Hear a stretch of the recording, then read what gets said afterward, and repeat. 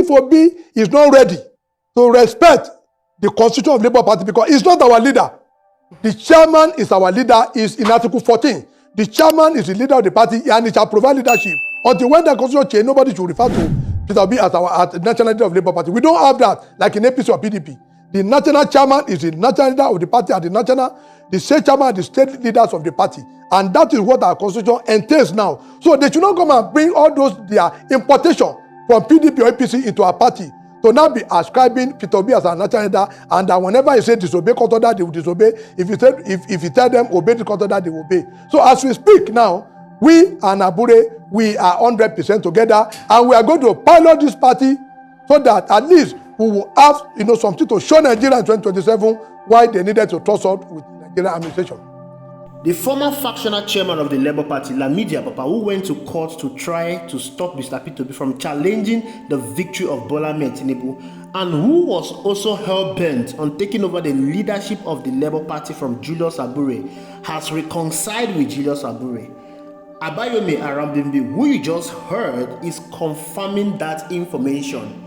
He's blaming every other person but except themselves. He's blaming Mr. Peter Obi of trying to hijack the Labour Party and use it to destabilize the country, Nigeria. He's blaming Kone Tokonko, he's blaming the LNC, he's blaming Aisha Yusufu, and he's confirming it that Peter Obi is not the leader of the Labour Party and that they are going to present a united opposition against Mr. Peter Obi in the 2027 presidential election. It is obvious that something is brewing in the Labour Party, but we are going to find out about that. I want you to listen to him. I will see you at the end of the video. We thought these people have the love of Nigeria, in their heart, and that was, what they used to deceive Barrister Julius Abure in their infertile attempt, to divide our country using Labour Party. I am very, very clear about that. They went and organized a purported neck in Asaba with Mr. Peter Obi. Then, that was when they carried out their, the suspension, the expulsion, which was done during the pendency of the standing order. But Barrister Julius Abure, as a Nigerian, thought they meant well for our country. Joe Ajero, Delifa Moruti, Aisha Yusufu, and Kenneth, they don't believe in our judicial system. And that is what we now felt that, we will not allow them to use the party to unsettle, to undermine the sovereignty of our country.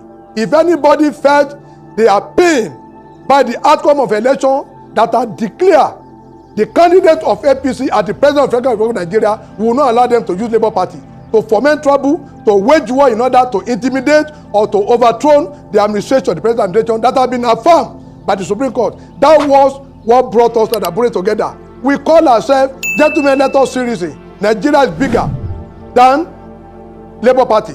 Some people might come on here and say obedience is bigger than Labour Party. That is their own postulation. We will not subscribe to that. See, most of disobedient, they are just people selling their computer in computer village, doing their business in Alaba. They don't even understand the political context. So when they come and they will tell you, Labour Party is nowhere to be found. It was when Obi came that Labour Party got a name. So we will consider them as most of those political bystanders. We will not come here and be joining issue with them.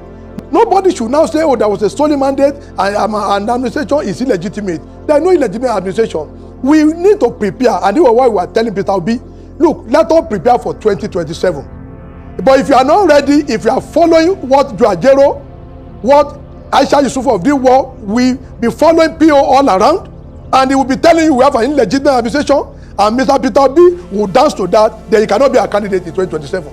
If Obi is not ready to respect the constitution of Labour Party, because he's not our leader.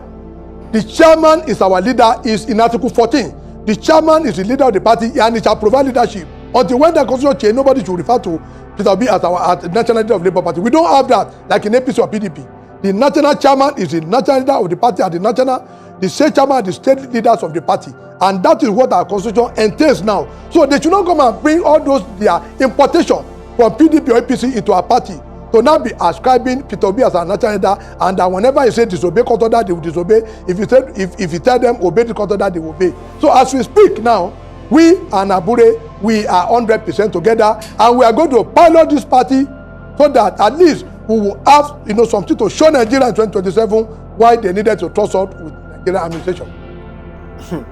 It is obvious without mixing words that this guy is playing from a script. What is also obvious is that Peter Obi's relationship with Julius Abure has gone sour. Peter Obi was not happy with the way and manner the last convention was conducted.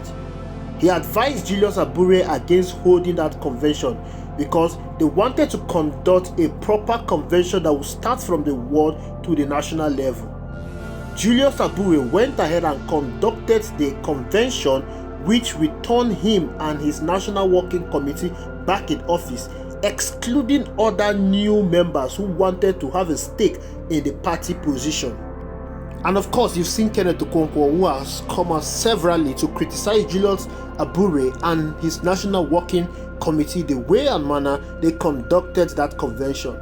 It's frustrating, especially from the Obedient, who worked tirelessly in the last election to be excluded from that convention. The National Labour Congress voted a convention and asked its political wing to take over the affairs of the party. On seeing this, Julius Abure and Lamidi Papa has reconciled and they now see Peter Obi as a common enemy. They are purportedly strategizing to push Peter Obi out of the party. They said Labour Party has been existing before Peter Obi joined and Peter Obi is not the leader of the Labour Party. They are equally accusing Peter Obi of trying to hijack the Labour Party and use it to destabilize the sovereignty of Nigeria. Like, I can't even imagine the kind of thing that is coming out from this guy's mouth. I'm not surprised. In Nigeria, they don't play politics. They play politics of destruction rather than politics of development.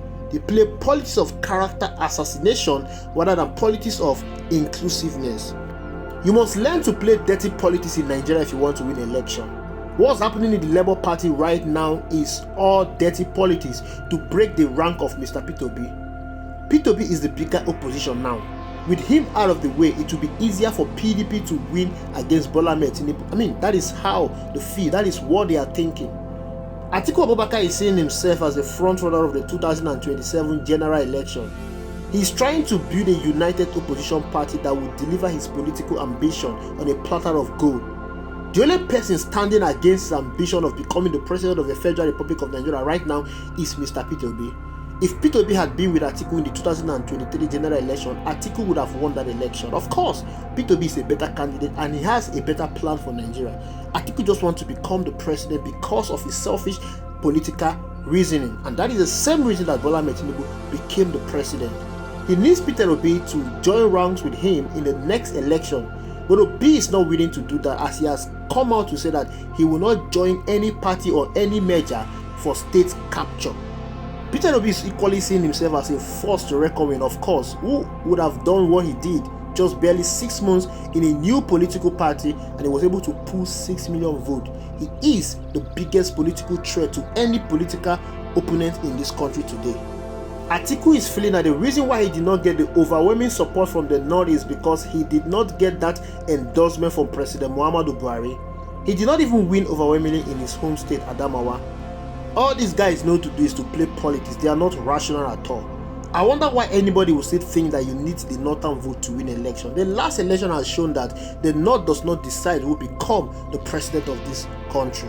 Even President Muhammadu Buhari, that command block vote from the Northwest particularly, could not win the election against a Southern president, Goodluck Ebele Jonathan, until he realigned with the South. That was the time he was able to win the election.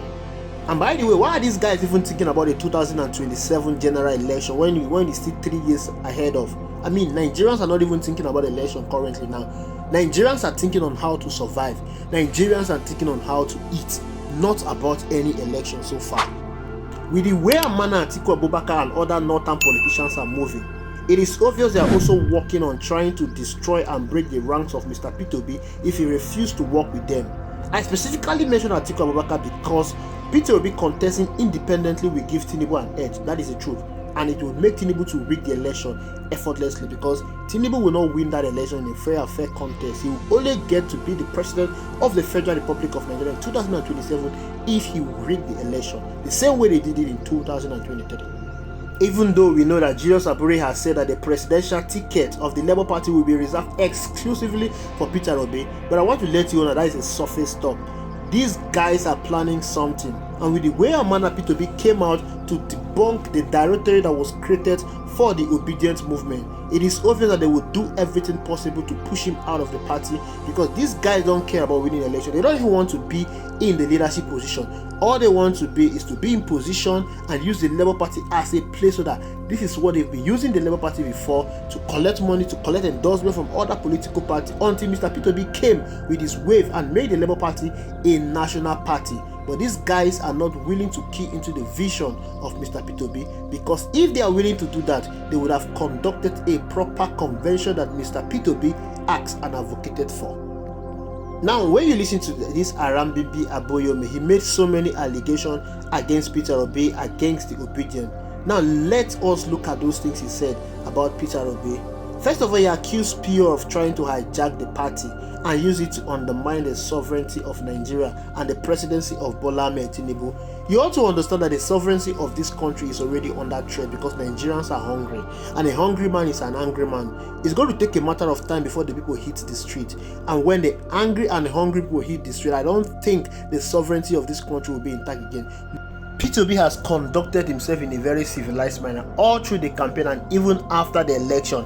So it would be out of place for you to criticize him of trying to hijack the Labour Party to undermine the presidency of Bola Ahmed Tinubu and the sovereignty of this country. And again, this man is speaking from the side of hate and bigotry, maybe because Bola Ahmed Tinubu is from the southwest. And remember, this man worked for Bola Ahmed Tinubu. He did not even work for Mr. P2B. He worked for Bola Ahmed Tinubu presidency. And these were the guys that were going to court to stop P2B from challenging the victory of Bola Ahmed Tinubu in court. So again, he said the Labour Party has been in existence for a very long time and they've won election even before Mr. P2B came into the party. Yes, that may be true, but the wave that Mr. P2B brought to the Labour Party in 2023 cannot be compared to whatever the Labour Party has achieved in the 20 years of their existence. He equally called the obedient movement the people that are in Alaba repairing phone. This shows you that he's looking at the Labour Party as an Igbo party, and that is what they are thinking.